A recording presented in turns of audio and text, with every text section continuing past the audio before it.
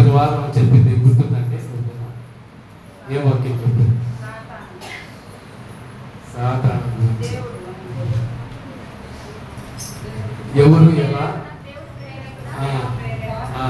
ఎవరు ఎలా ప్రేరేపిస్తారు? దాంట్లో 3 రకాలు అన్నమాట. ఒకటి పాపులు, సాతాను, దేవుడు. మంచిది. ఈ వారం అంశం ఏంటంటే దేవుణ్ణి స్తుతిస్తే మన జీవితాల్లో ఏ కార్యం జరుగుతుంది? స్తుతి, ప్రైజ్ అంటారు కదా, స్తుతి, ఆరాధన, ప్రైజ్ అండ్ వర్షిప్. స్తుతిస్తే మన జీవితాల్లో ఏం జరుగుతుంది అనే విషయాన్ని మనం జ్ఞాపకం చేసుకుందాం. దేవుణ్ణి స్తుతించడం అనేది అది ఒక క్రైస్తవులకు ఇవ్వబడినటువంటి ఒక ఆయుధం అన్నమాట. మీరు చూడండి, అపోస్తల కార్యాల్లో పౌలు శీలులు చెరసాల్లో ఉంటే వారు బలమైన ప్రార్థన చేయలేదు. అక్కడ ఏం చేశారు చెప్పండి? స్తుతించారు. స్తుతించి పాట పాడారు. అంతే, వారు ఏం చేయలేదు. వారు గద్దించి బలమైనటువంటి ప్రార్థన, ఉపవాస ప్రార్థన చేయలేదు. వారు పాట పాడి దేవుని స్తుతించారు. చెరసాల ఏమైపోయింది? బద్దలేసిపోయింది. చూడండి, సంఖ్యలు విడిపోయినాయి. చెరసాలు భూకంపం వచ్చేసింది. చెరసాలన్నీ కూడా విడిపోయి, ఆ బంధకాలన్నీ కూడా విడిపోయి వాళ్ళు మిగతా పారిపోవచ్చు, కానీ అన్ని విడిపోయి అలా ఉన్నారంటే ఆరాధన ఎంత శ్రేష్టమైందో దేవుని స్తుతించడం కూడా అంతే శ్రేష్టమైంది. ఆ విషయాన్ని మనం జ్ఞాపకం చేసుకోవాలి. అయితే ఈరోజు దేవుని స్తుతించడం ద్వారా మన జీవితాల్లో ఏం జరగద్ది అని దానికంటే ముందుగా ఒక చిన్న భాగాన్ని మనం జ్ఞాపకం చేసుకుందాం. చూడండి, 2వ దినవృత్తాంతాల గ్రంథం 20వ అధ్యాయాన్ని మీరు ఇంటికి వెళ్ళి చదవండి. నేను ఒక 2-3 వచనాలు చూపిస్తాను. మీరు ఆ అధ్యాయం అంతా ఇంటికి వెళ్ళి చదవండి. యెహోషాపాతుతో యుద్ధం చేయడానికి 3 రకాలైన ప్రజలు వస్తారు. 3 రకాలైన దేశాల ప్రజలు యూదా దేశంతో యుద్ధం చేయడానికి. యూదా దేశం ఎన్ని గోత్రాలు? 1.5 గోత్రమే. 10.5 గోత్రం ఇజ్రాయెల్ రాజ్యంగా చెడిపోయింది. ఉత్తర రాజ్యం అంటారు దాన్ని. 1.5 గోత్రం దక్షిణ రాజ్యం అంటారు. 1.5 గోత్రమే. ఈ 1.5 గోత్రంతో యుద్ధం చేయడానికి ఎన్ని దేశాలు వస్తున్నాయంటే 3 దేశాలు. మన రాష్ట్రంతో యుద్ధం చేయడానికి, ఒక రాష్ట్రంతో యుద్ధం చేయడానికి 3 పెద్ద దేశాలు యుద్ధానికి వస్తున్నాయి అన్నమాట. అలా యుద్ధానికి వస్తున్నప్పుడు యెహోషాపాతుకి ఏం చేయాలో అర్థం కాల. వెంటనే 2 పాటలు రాసుకున్నాడు యెహోషాపాతు. 2 పాటలు రాసుకొని పాడాడు. యుద్ధానికి ముందు ఒక పాట, యుద్ధానికి తర్వాత ఒక పాట. సరే, అది తర్వాత చెప్తాను మీకు. మీరు యెహోషాపాతు చెప్తాడు, మీరు వెళ్ళి దేవుని స్తుతించండి అని ప్రజలకు చెప్తాడు. చాలా మంది ఆ లోయ పేరేంటే మీరు 20వ అధ్యాయం 26వ వచనం చదివితే 25వ బెరాకా లోయ. ఆ బెరాకా లోయలో కూడుకుంటారు. 3 దేశాల సైనికులు ఆ బెరాకా లోయలోకి వచ్చేస్తారు. వచ్చేసిన తర్వాత మీరు 20-26 చదవండి కావాలంటే, లేకపోతే తీసి పెట్టుకోండి, చదువుతురు. ఆ బెరాకా లోయలో అందరూ విస్తారంగా వచ్చేస్తారు.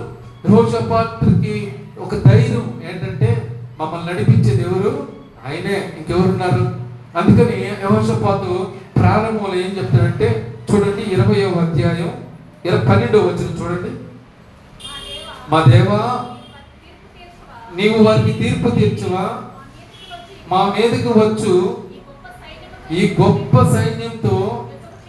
చూడండి, అంటే యెహోషాపాతు ప్రార్థన ఎట్లా ఉందంటే, మాకు శక్తి చాలదు, మేము బలహీనం, we are unable to getting the victory.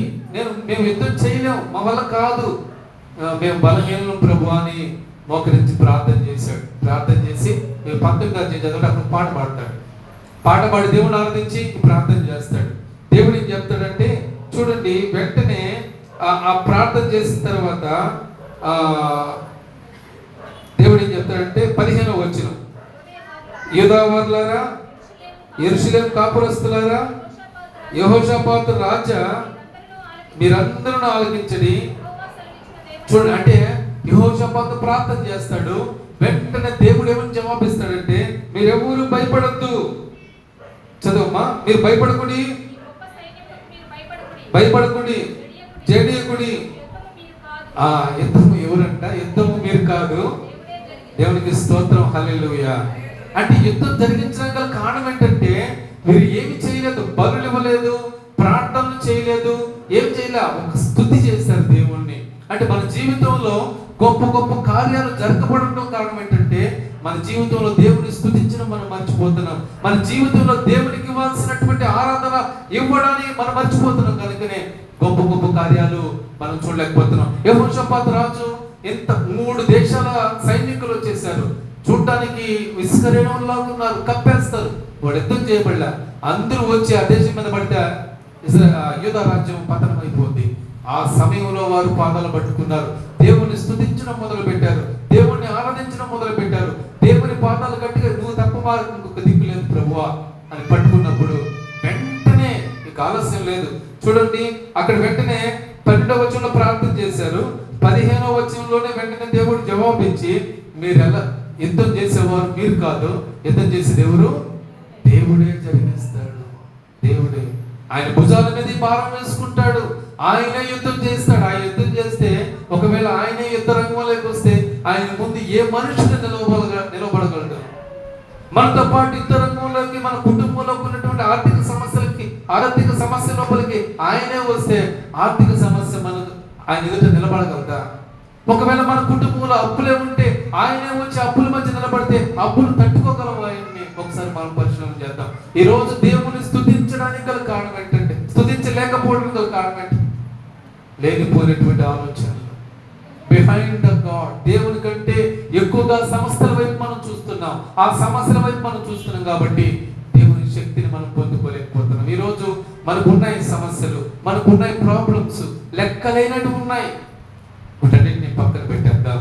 దేవుని స్తుతించడానికి ఈ రోజు ముందుకొద్దాం. యెహోషాపాతు ముందు 3 రకాలైన సైనికులు నిలబడ్డారండి. ఎలా ఉంటుంది చెప్పండి? రాజ్యాన్ని కాపాడవలసిన రాజు ఈ రోజు మా దేశం పతనమైపోతే అని తెలుసుకున్న అతను ఏం చేశాడంటే వెంటనే ఈ రాజ్యాన్ని కాపాడుతుంది ఎవరో, దీనికి పునాదులు వేసింది ఎవరో, దీనికి ప్రాకారం నిర్మించింది ఎవరో ఆయన పట్టుకున్నాడు. ఎవరిని పట్టుకుంటే పని ఉందో వాళ్ళని పట్టుకోవాలి, ఎవరినంటే వాళ్ళని పట్టుకుంటే పని కాదు.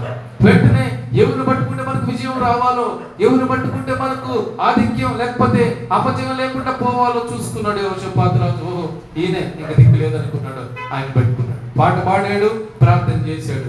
వెంటనే ఏం జరిగిందంటే 15వ వచనంలోనే దేవుడు అద్భుతమైన ఆ మాట సెలవిచ్చి ఏం జరిగిందంటే చూడండి, 24వ వచనం. వాళ్ళందరూ 3 దేశాల ప్రజలు బెరకాలోయలో ఉన్నారు. యూదా వారు అరణ్యమందున్న కాపర్ల దుర్గము దగ్గరకు వచ్చి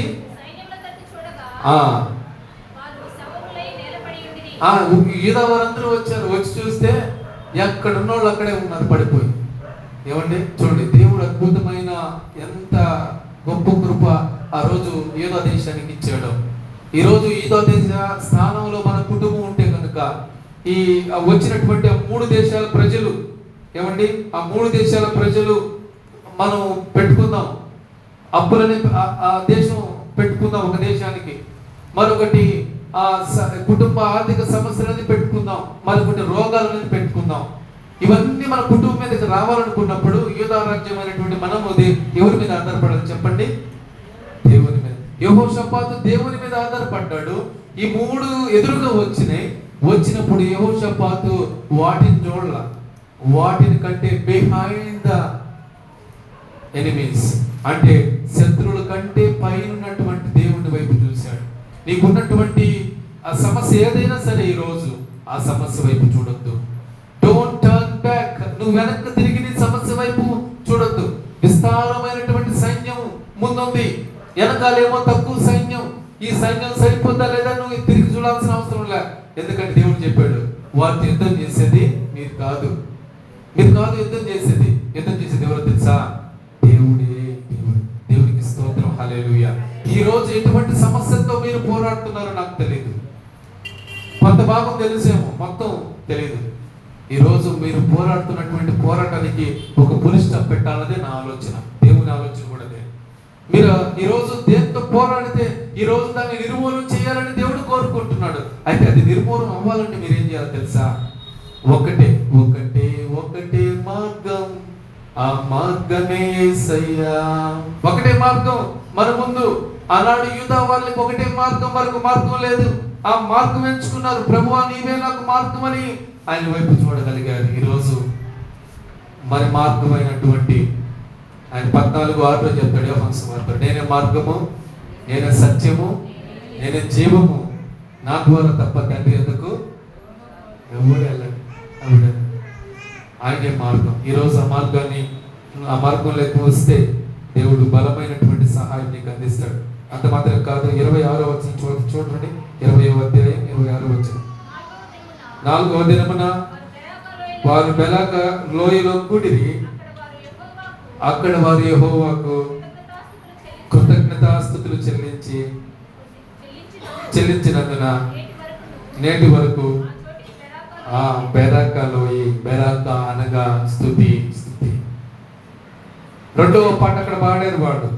మీరు కింద నుంచి చూస్తే 28వ వచనంలో వారు పాడతారు, వారు యెరూషలేములో ఉన్న యెహోవా మందిరమునకు స్వరమండలమును సితారను వాయించుచు బోర్లు వదుచు వచ్చిరి. ఇట్లా వారు కింద చూస్తే రెండో పాట పాడతారు. ఒకటి యుద్ధానికి ముందు ఒక పాట, యుద్ధం తర్వాత ఒక పాట. ఈరోజు మనకు శ్రమలు వచ్చాయేమో, మనకి ఇరుకులు వచ్చాయి, ఇబ్బందులు వచ్చాయేమో, మనం ఏం చేయాలి తెలుసా? ఒక పాట నేర్చుకో. పాట పాడుతూ దేవుని స్తుతిస్తే దేవుడు అవన్నీ కూడా తీసేస్తాడు. మంచిది. ఇప్పుడు మనం వాక్యం లేకపోతాం. ఇదంతా ఎందుకు చెప్పానంటే, దేవుని స్తుతించడం ద్వారా దేవుని ప్రజలకు ఎదురుగా వచ్చినటువంటి మరి విరోధులు ఏమైపోయారో చెప్పడానికి నేను ఇదంతా చెప్పాను. అయితే ఇప్పుడు దేవుని స్తుతిస్తే we have to praise the Lord, praise to worship. దేవుని మనం చాలా మంది చెప్పుకుంటాం ఇంగ్లీష్లో మాట, ఎవరైనా ఎదురుగా వస్తే ప్రైజ్ ద లార్డ్. నాకు అర్థం ఏంటో తెలుసా? చెప్పండి అర్థం. ప్రైజ్ ద లార్డ్ అంటే దేవుని స్తుతించడి. అంటే ఎవరు స్తుతించాలి? నువ్వు ఎదురుపడిన వారు ఇద్దరు కలిసి దేవుని స్తుతించండి. అదే ప్రైజ్ ద లార్డ్. అలాగే తెలుగులో వందనాలు అని చెప్పుకుంటారు. వందనాలన్నా ప్రైజ్ ద లార్డ్ అన్న ఒకటే. ఈ ప్రైజే ఇప్పుడు నువ్వు దేవునికి స్తుతిస్తే, ఈ ప్రైజ్ అంటే స్తుతి అంటే ప్రైజ్. ఇది దేవుని వైపు చెల్లిస్తూ నువ్వు చేయాల్సినటువంటి మార్గాలన్నిటి కూడా నువ్వు నడిస్తే దేవుడు ఏం చేస్తాడంటే ఒక గొప్ప బహుమానాన్ని నీకు అందిస్తాడు. మొదటిగా దేవుని స్తుతిస్తే ఏం జరుగుతుందంటే, చూడండి లూకాసు సువార్త 17వ అధ్యాయం 16వ వచనంలో రాయబడినటువంటి మాటను జ్ఞాపకం చేసుకుందాం. లూకాసు సువార్త 17వ అధ్యాయం 16వ వచనం. గొప్ప శబ్దముతో దేవుని మహిమపరచుచు తిరిగి వచ్చి ఆయనకు కృతజ్ఞతాస్తుతులు చెల్లించుచు ఆయన పాదముల యొద్ద సాగిలపడెను. వాడు సమరయుడు. ఇక్కడ కుష్ఠరోగుల్ని మనం చూస్తున్నాం, 10 మంది కుష్ఠరోగుల్ని. అంటే దేవుని స్తుతిస్తే మన రోగాలు ఏమవుతాయంటే నయమైపోతాయి, రోగాలు మాయమైపోతాయి. ఈరోజు నీకు ఏ రోగం ఉందో నాకు తెలియదు. నీ శరీరంలో బలహీనత ఏమో, అది మందుల ద్వారా పోవట్లేదేమో, లేకపోతే నీకు వచ్చినటువంటి వాటి ద్వారా పోవట్లేదేమో. అయితే ఈరోజు అవి పోవటానికి నీకు ఒక ఆయుధం ఇస్తున్నాను, నీకు ఒక మందు ఇస్తున్నాను. ఆ మందు పేరు చెప్పారంటే స్తుతి. ఈ స్తుతి నీ ఒంట్లో, మన ఇంట్లో, మన ప్రాంతంలో ఉంటే ఎవడు కూడా మన కుటుంబాన్ని మనల్ని కదిలించలేడు. అందుకనే ఇక్కడ చూస్తున్నాం, ఈ 10 మంది కుష్ఠరోగులు అందరూ వెళుతున్నారు. యేసు ప్రభు చెప్పారు మీరు వెళ్ళండి అన్నాడు. వెళుతూ ఉండగానే దారిలోనే వారు శుద్ధులైపోయారు. తిరిగి వచ్చి ప్రభువుని స్తుతిస్తున్నాడు. తర్వాత కింద చదివితే అయ్యా మిగతా 9 మంది ఏరి అని ప్రభు అడుగుతాడు. అది వేరే విషయం. అయితే ఈ స్వస్థత పొందినటువంటి వ్యక్తి అప్పటి వరకు దేనితో బాధపడ్డాడంటే కుష్ఠరోగంతో బాధపడ్డాడు. ఈ రోజుల్లో ఉన్న కుష్ఠరోగులు సమాజంలో తిరిగేస్తున్నారు, ఇంట్లోకి వస్తున్నారు. కానీ ఆ రోజుల్లో కుష్ఠరోగులు ఎలాంటిదంటే చాలా భయంకరమైనటువంటి అంటి రోగం. అది ఊరి వెలుపల ఉండాలి. ధర్మశాస్త్రంలో ఉంది, వాళ్ళు ఎక్కడ ఉండాలంటే ఊరి వెలుపల ఉండాలి. వారు ఊరి వెలుపలే జీవించాలి, ఊరి వెలుపలే బ్రతకాలి, ఊరి వెలుపలే చచ్చిపోవాలి కుష్ఠరోగం తగ్గేదాకా. అంత భయంకరమైనటువంటి కుష్ఠరోగం. అది యేసు ప్రభు వస్తున్నాడని తెలుసుకొని ఈ 10 మంది కుష్ఠరోగులు ప్రభు దగ్గరకు వచ్చారయ్యా నిశ్చితమైతే మమ్మల్ని శుద్ధీకరిస్తావా, శుద్ధి చేస్తావా? ఆయన అన్నాడు నాకు ఇష్టమే, శుద్ధిలో. సరే మీరు అనండి, మీరు వెళ్ళి యాజకులకు చూపించుకోండి, వెళ్ళే లోపల మీరు అయిపోతారు అన్నాడు. ఈరోజు ఈ వ్యక్తి శుద్ధి పొందడానికి గల కారణం ఏంటంటే ఏమండి, దేవుని స్తుతించాం. ఈరోజు ఎందుకు మనం దేవుని స్తుతించలేకపోతున్నాం తెలుసా? మన కుటుంబంలో మనం ఎందుకు దేవుని స్తుతించలేకపోతున్నాం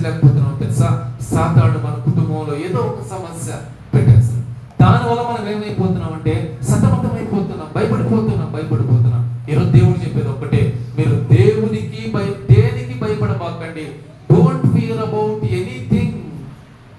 మీ మనస్సును కదిలించే దేని వల్ల కూడా మీరు భయపడద్దు. ఎందుకంటే ఆ భయాన్ని కలిగించే దానిపైన ఎవరున్నారంటే మన దేవుడు ఉన్నాడు.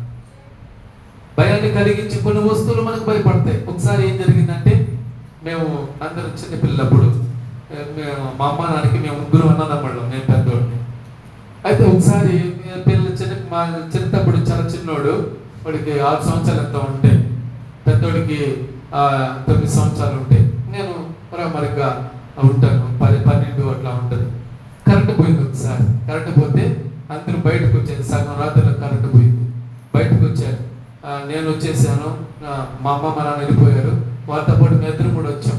అయితే మా అమ్మ దగ్గర చిన్నోడు నిద్రపోతున్నాడు, ఎవరో ఒకరు ఉండండి అన్నారు. సరే, వీడు రెండో వాడు పోయాడు.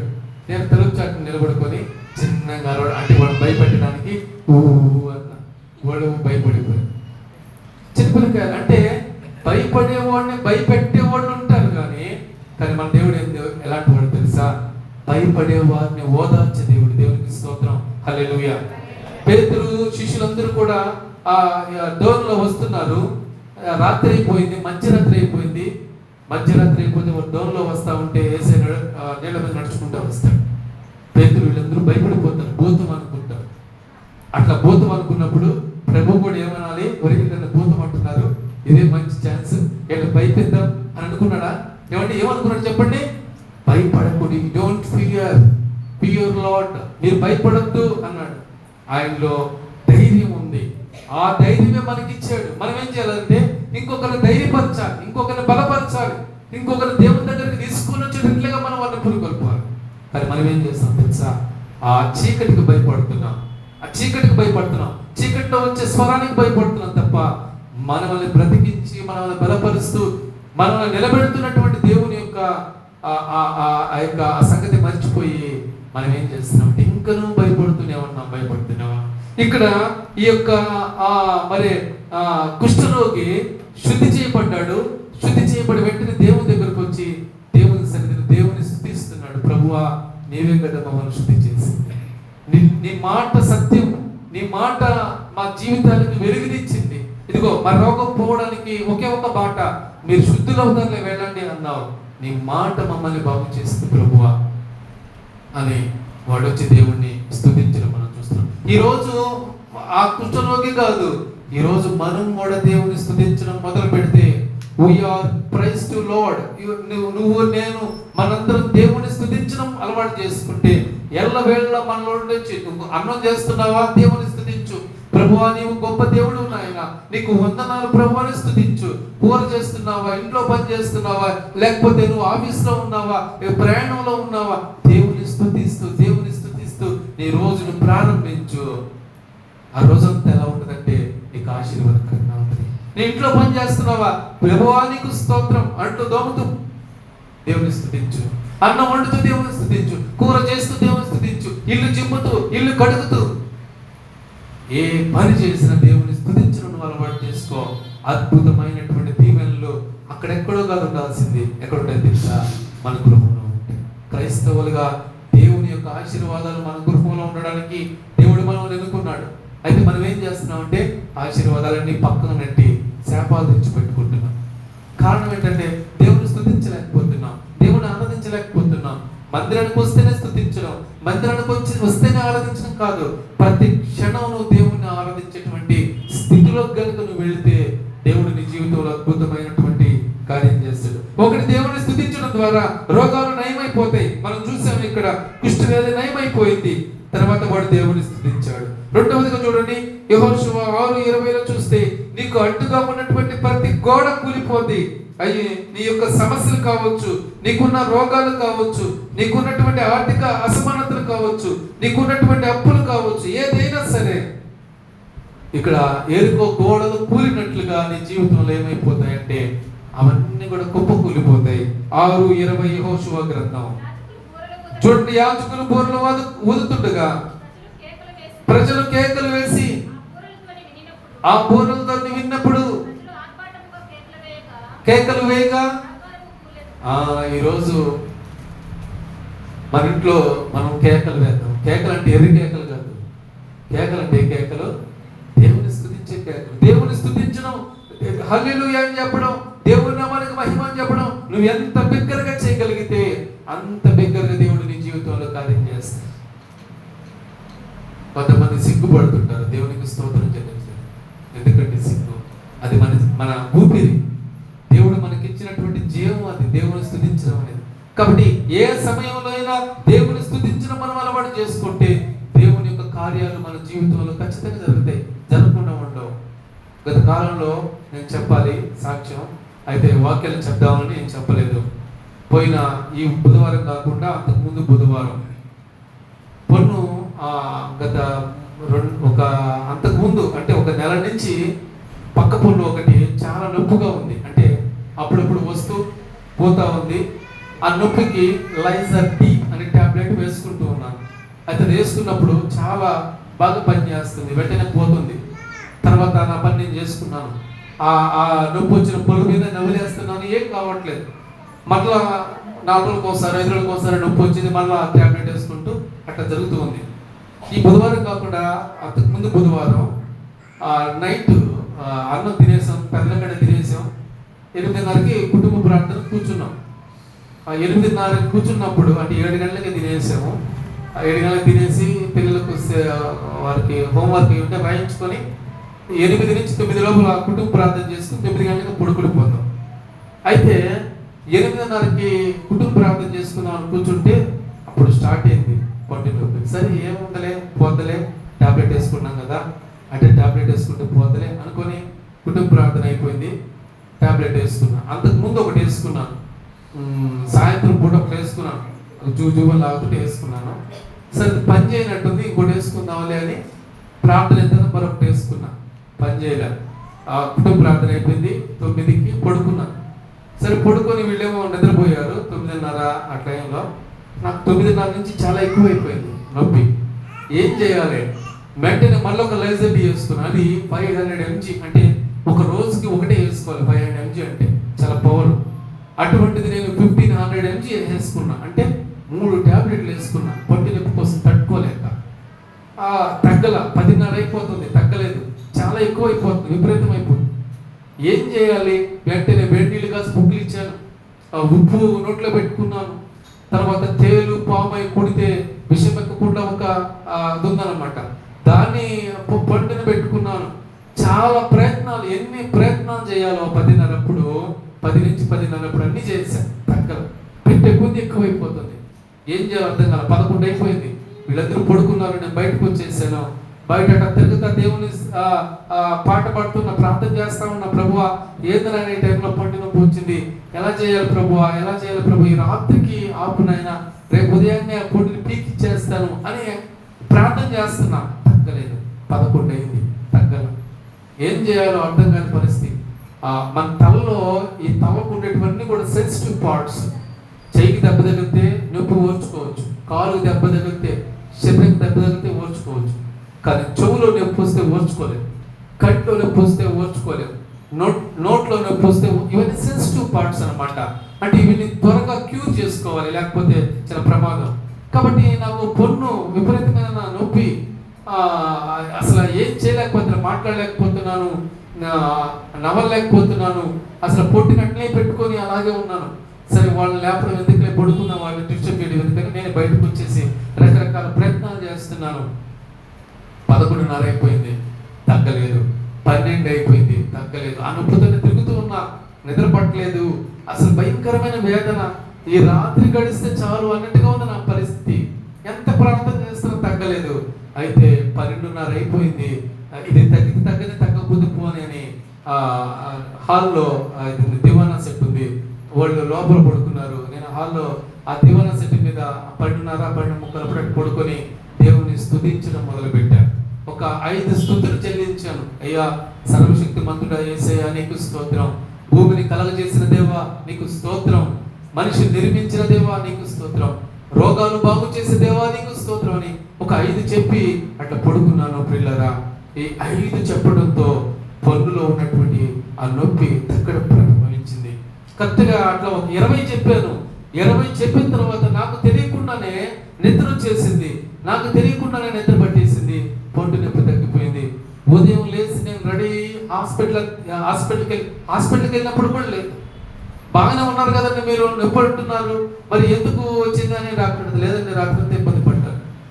సరే పొన్ను చూసి పొన్ను బాగానే ఉంది, గట్టిగా ఉంది, మీరు పీకించుకోవద్దు, దానికి అదేదో అన్నారు రూట్ కెనాల్ పెట్టి క్యాప్ వేస్తాను అన్నారు. వద్దులేండి మేడం, మళ్ళీ రాత్రికి వస్తే నేను తట్టుకోలేండి, పీకేసేయండి. సరే వెంటనే నారాయణ హాస్పిటల్లో వేరే తెలిసిన విశ్వాసులు వాళ్ళకి ఫోన్ చేస్తే ఆయన ఒక మేడం పంపించాడు. ఆమె నా దగ్గరే ఉండి నేను నారాయణ హాస్పిటల్ పోయేటప్పటికి 11:30 అయిపోయింది. 11:30 నుంచి 12-15 గంటలు నా పని అయిపోయింది. ఉదయం నుంచి వెళ్ళిన వాళ్ళకి సాయంత్రం పడుతుంది అంటారు. ఎందుకంటే స్కాన్ తీసి చూసి మళ్ళా ఓడి చూసి మళ్ళీ పొడుగు బీకే డాక్టర్ ఇంకో దగ్గర పంపించి ఇలా ఉంటుంది. కానీ ఎప్పుడైతే ఇంకొక మేడం పంపించాను ఆమె దగ్గర ఉంటే సార్ చేయండి అని ప్రతిదానికి ఆమె దగ్గరికి వెళ్ళి 3/4 గంటలు నన్ను చూపించి పొన్ను పీకి ఇచ్చి పంపించేసి. చూడండి, అంటే నేను ఇదంతా ఎందుకు చెప్తున్నానంటే ఎన్ని రెమెడీస్ ఎన్ని మందులు వాడినా తగ్గనటువంటి పొట్టు నొప్పి కేవలం స్తుతి చెల్లించడం ద్వారా ఎట్టపోయిందో పట్టు నొప్పి అస్సలు చాలా నిద్ర పట్టేసింది. పీస్ఫుల్గా నిద్ర పట్టింది. 12:45 గంటప్పుడు నిద్ర పట్టింది. అలా నిద్రలోకి వెళ్ళిపోయాను. దీనికి కారణం ఏంటంటే స్తుతి స్తుతి స్తుతి స్తుతి మన జీవితాలను మారుస్తుంది. స్తుతి మన జీవితాలను మెరుగుపరుస్తుంది. స్తుతి మన జీవితానికి ఒక అండగా నిలబడుతుంది. అయితే నువ్వు చేయాల్సింది తెలుసా, ఈ రోజు నువ్వు ఏ పని చేసుకుంటున్నా సరే, ఏ పనిలో ఉన్నా సరే, ఏం చేస్తున్నా సరే, దేవుని స్తుతించడం నువ్వు కనుక అలవాటు చేసుకుంటే నీకున్న ప్రతి బలహీనత నయమైపోద్ది. ఆమెను అడిగాను, మేడం ఎందువల్ల రాత్రి అంతా నొప్పి వచ్చింది? నేను మామూలుగా నొప్పి వస్తే టాబ్లెట్ వేస్తాను, అయితే ఎందుకు ఇంత నొప్పి వచ్చిందంటే ఆమె చెప్పింది ఇన్ఫెక్షన్ పొట్టిలో నుండి ఆ నరానికి వచ్చిందంట. నరానికి వచ్చింది, అందువల్లే నీకు తగ్గలేదు. ఏమంటే మనిషిలో పొళ్ళు ఏర్పాటు చేసింది ఎవరు ఏర్పాటు చేశారు? పొట్టులో ఆ నరాలకి ఆ దవడికి మధ్యలో నరాలను ఎవరు ఏర్పాటు చేశారు? ఆ ఇన్ఫెక్షన్ తగ్గించడం ఏ మందు, ఏ టాబ్లెట్ వల్ల కదా, ఏ రెమెడీ వల్ల కదా. బహుశా ఆయన టాబ్లెట్ వచ్చేటువంటి ఆగిపోయింది. స్తుతి చెల్లిస్తే మన జీవితాల్లో అద్భుతకరమైనటువంటి రోగాలు నయమైపోతాయి. మనం చదువుకున్నాం. ఇప్పుడు స్తుతి చెల్లించడం ద్వారా మన జీవితాలు ఏం చేసుకోవచ్చు అంటే, అడ్డు గోడలుగా ఉన్నటువంటి ఎరుకో గోడలు ఇక్కడ చూసాం. యెహోషువ 6:20లో చూసాం. అడ్డుగా ఉన్నటువంటి ఎరుకో గోడలు ఉన్నాయి. వారు పౌరుదేవులు ప్రపంచ దేశానికి వెళ్ళాలంటే అడ్డుగా ఉన్నటువంటి గోడలు తొలగించబడాలి. ఇప్పుడు ఈరోజు ఇజ్రాయేలీలకి ఏ గోడలు అడ్డుగా ఉన్నాయి చెప్పండి? ఎరుకో గోడలు అడ్డుగా ఉన్నాయి. ఈరోజు నీకేమున్నాయో నాకు తెలియదు. ఏ గోడలు అడ్డుగా ఉన్నాయి? సమస్యలనే గోడలు, అప్పులనే గోడలు, లేకపోతే ఇంకేదో భరించలేనటువంటి గోడలు ఒకవేళ నీ ముందున్నాయేమో. తగాదాలనే గోడలు, కుటుంబంలో సంతోషం లేదనే గోడలు, లేకపోతే పిల్లలకు చదువు రాలేదనే గోడలు, ఉద్యోగం రాలేదని, పిల్లలు పుట్టలేదనే అడ్డుగోడలు ఏమున్నాయో ఈరోజు నీకు తెలుసు. ఈరోజు అడ్డుగోడలు తొలగించుకోవడానికి this is the right time to remove all the barriers in front of you. నీ ముందున్నటువంటి అన్ని అడ్డంకులు తొలగించుకోవడానికి ఇదే మంచి సమయం. ఈ సమయంలో ఏం చేయాలి తెలుసా? స్తుతి చెల్లించడం మనం అలవాటు చేసుకోవాలి. ఆ రోజు వారు అడ్డుగోడలుగా ఉన్నటువంటి ఆ ఎరుకో గోడలు తొలగించుకోవడానికి గట్టిగా కేకలు వేశారు, స్తుతించారు, దేవుని ఆరాధించారు. ఏం జరిగింది తెలుసా? ఎరుకో గోడలన్నీ కూడా టప టప టప టప టప పడిపోయినాయి. ఊహించలేదు. అసలు ఎరుకో గోడలు పడిపోవడం ఏంటి? ఆ ఎరుకో గోడల మీద ఒక్కొక్క గోడ మీద 4 రథాలు వెళ్తాయంట. మన నేషనల్ హైవేస్ కూడా ఉండదు, అంత వెడల్పు గోడలు. దేవుని స్తుతిస్తే దేవుని పడిపోవడం ఏంటండి? ఎంత గొప్ప ఆశ్చర్యం కదా! అంత పెద్ద వెడల్పైనటువంటి గోడలు పడిపోవడం ఏంటి? ఏమంటే సన్న గోడనే మనం కొట్టడానికి, ఒక ఇల్లును డిమాలిషన్ చేయడానికి మనం ఏం చేస్తాం తెలుసా? మనుషులు పెడితే 4-5 రోజులు కొడతారని జేసీబీని పిలుస్తాం. ఒక చిన్న ఇల్లుని, అది రేగిల్లు కావచ్చు, స్లాపిల్లు కావచ్చు, మరి 4 రథాలు, ఇనప రథాలు నడిచేటువంటి అంత వెడల్పైన గోడను పడగొట్టాలంటే ఎన్ని జేసీబీలు కావాలండి? దేవుని స్తుతించడం ద్వారా అంతలా వెడల్పోయినటువంటి గోడలు తప్ప తప్ప తప్ప తప్ప కూలిపోయాయంటే కారణం ఏంటో తెలుసా? That is the magic of the lord. అదే దేవుని యొక్క ఏమండి అద్భుతం. ఈరోజు అద్భుతాన్ని నువ్వు కళ్ళారా చూడాలంటే నువ్వేం చేయాలో తెలుసా? దేవుని స్తుతించడం జీవితంలో బట్టి చేసుకోవాలి. మూడవదిగా చూడండి, మూడవదిగా ఇందాక చెప్పుకున్నాం మనం 16వ అధ్యాయం 25వ వచనం, అపోస్తలుల కార్యాలు 16వ అధ్యాయం 25వ వచనం. అపోస్తలుల కార్యాలు 16వ అధ్యాయం. అయితే మధ్యరాత్రి వేళ పౌలును సీలయు దేవునికి ప్రార్థించుచు కీర్తనలు పాడి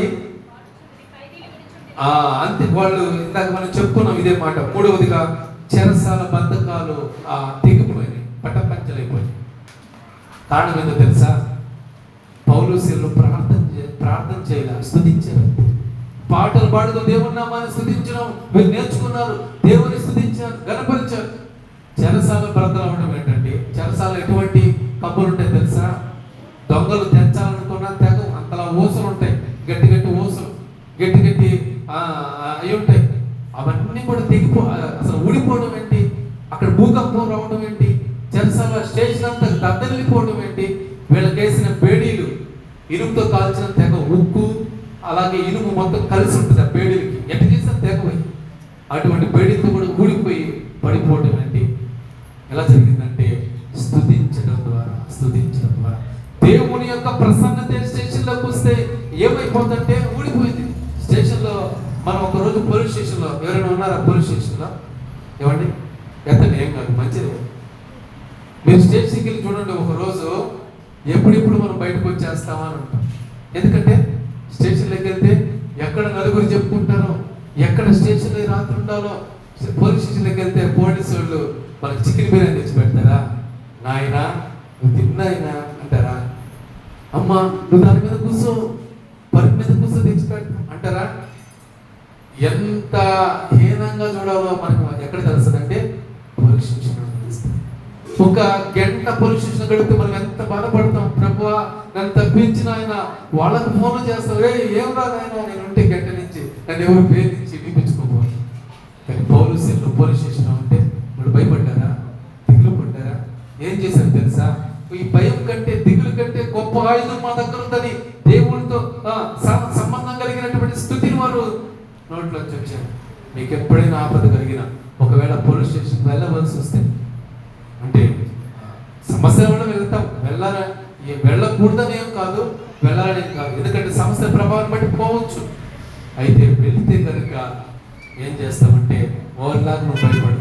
ముందుగా దేవుడిని హెచ్చరిస్తున్నాడు, నువ్వు ఒకవేళ ఇటువంటి స్థలాలకు వెళ్ళినప్పుడు ఎవరు నన్ను విడిపిస్తారా, ఎవరు నన్ను తీసుకెళ్తారని భయపడద్దు. నువ్వు చేయాల్సిన మొట్టమొదటి పని ఏంటో తెలుసా? దేవుని సన్నిధిలో పాటలు పాడు, దేవుని స్తుతించు. అద్భుతమైన దేవుడు ద్వారా తెలుస్తాడు. ఒకటి, రోగాలు స్తుతించడం ద్వారా, దేవుని స్తుతించడం ద్వారా రోగాలు పోగొట్టబడతాయి, రోగాలు నయమైపోతాయి. రెండవదిగా అడ్డుగోడలను తొలగిపోతాయి. మూడవదిగా చెరసాల బంధకాలు విడిపోతాయి. నాలుగవదిగా చెప్పి మనం ప్రార్థన చేసుకుందాం. దానియేలు గ్రంథం 3వ అధ్యాయం 29వ వచనం చూస్తే నువ్వు దేవుని స్తుతించడం ద్వారా ఏం జరుగుతుందంటే, దానియేలు గ్రంథం 3:29 కాగా ఏదనగా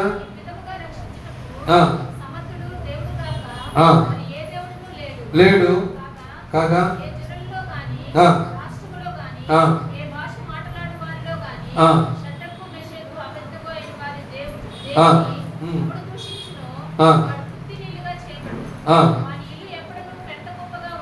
చాలండి. ఇక్కడ షడ్రకు మెషకు అబేద్నెగోని వారి గురించి మనం చూస్తున్నాం.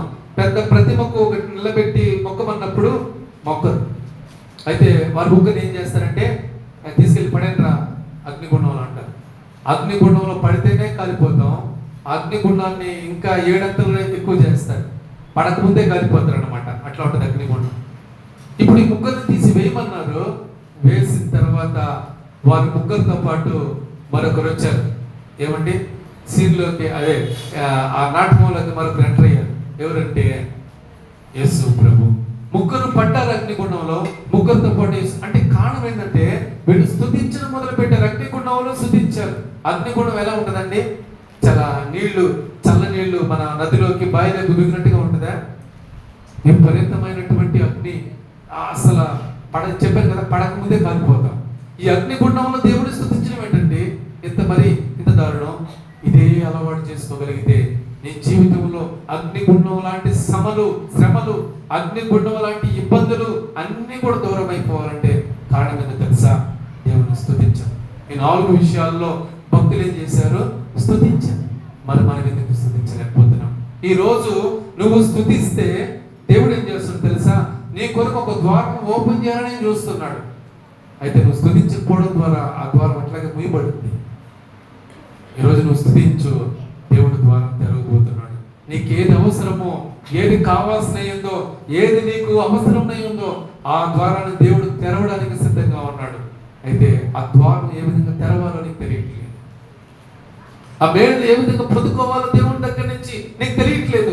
ఏ విధంగా ఆ ద్వారాన్ని ఓపెన్ చేయాలో నువ్వు తాళాల కోసం వెతుకుతున్నావు తప్ప అసలు ఆ ద్వారానికి కావాల్సింది ఏంటనే నువ్వు తెలుసుకోవట్లేదు.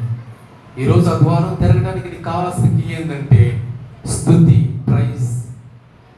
ఈరోజు స్తుతి చెల్లిస్తే కనుక ఇందాక చెప్పాను కదా, నువ్వు ఏ పని చేస్తున్నావు, whatever it may be, what work we are doing, I don't know. నువ్వు ఏ పని చేస్తున్నావు నాకు తెలియదు. ఏ పని చేస్తున్నా సరే దేవుని స్తుతించడం మొదలుపెట్టు. ఒకసారి మూలపేట ఎరగాలమ్మ టెంపుల్ నుంచి ఇంటికి వస్తున్నాను. కొంచెం దాటిన తర్వాత ఎందుకో ఒకసారిగా పరిశుద్ధాత్మ దేవుని తాకిడి నాకు వచ్చేసింది. వెంటనే బండిలో పోతాను, దేవుని స్తుతిస్తున్నాను, కళ్ళు మూసుకొని స్తుతిస్తున్నాను. బండి వస్తూనే ఉంది, బండి పోతూనే ఉంది, స్తుతిస్తున్నాను. బోస్మప్ప దగ్గర ట్రాఫిక్ ఆగుంటే ఆడొచ్చి ఆగున్నాను నేను. ఎరగాలమ్మ టెంపుల్ దగ్గర బండి స్టార్ట్ అయింది, నాకు అర్థమైంది.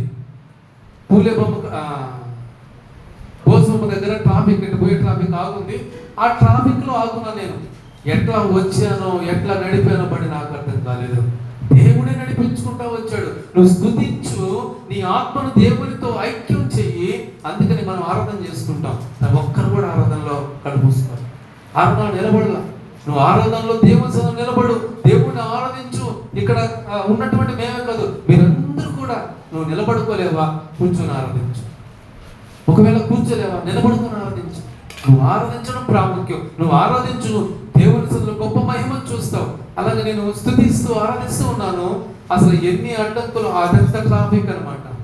అసలు ఎక్కడ బ్రేక్ వేస్తున్నానో, ఎక్కడ ఏం అర్థం కాల. కొంచెం ట్రాఫిక్ లో బండి ఆగుంది.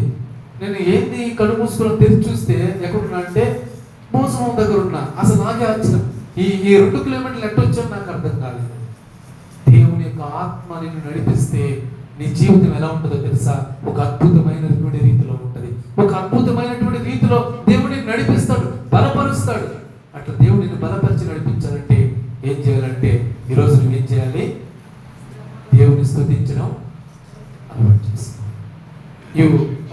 నువ్వు దేవుని స్తుతించడం అలవాటు చేసుకోవాలి. ఎప్పుడైతే నువ్వు అలవాటు చేసుకుంటావో అద్భుతమైన రీతిలో దేవుడు నిన్ను ఈ 4 దేవుడిని బలపరుస్తాడు. అయితే ఈరోజు ప్రత్యేకంగా మనము జ్ఞాపకం చేసుకుందాం, దేవుని స్తుతించడం జ్ఞాపకం చేసుకుందాం. దేవుని స్తుతించాలంటే ఎట్లా అనుకున్నారేమో, ఏం లే, ప్రభువానికి స్తోత్రం. ఆది కాండం నుంచి ప్రకటన గ్రంథం వరకు ఆయన చేసిన మేళ్ళు ఉన్నాయి. ఆయన చెప్పడమే స్తుతి. ప్రభువా, ఎర్ర సముద్రం చీల్చావు, నీకు స్తోత్రం. మన్నాను కురిపించావు, నీకు స్తోత్రం. మమ్మల్ని బ్రతికించావు, నీకు స్తోత్రం. మమ్మల్ని పుట్టించావు, నీకు. ఇదే స్తుతి, ఇంకేం లేదు. దేవుడు చేసిన గొప్ప కార్యాలయం మన నోటితో చెప్పడమే స్తుతి, ఇంకేం లేదు. నువ్వు ఖాళీగా ఉన్నప్పుడు చెప్పు, దేవుడు అద్భుతమైనటువంటి కార్యాలు నీ జీవితంలో చేయబడును కాక. దేవుడు మిమ్మల్ని దీవించి ఆస్వాదించును కాక. దేవునికి స్తోత్రం. హల్లెలూయా, హల్లెలూయా.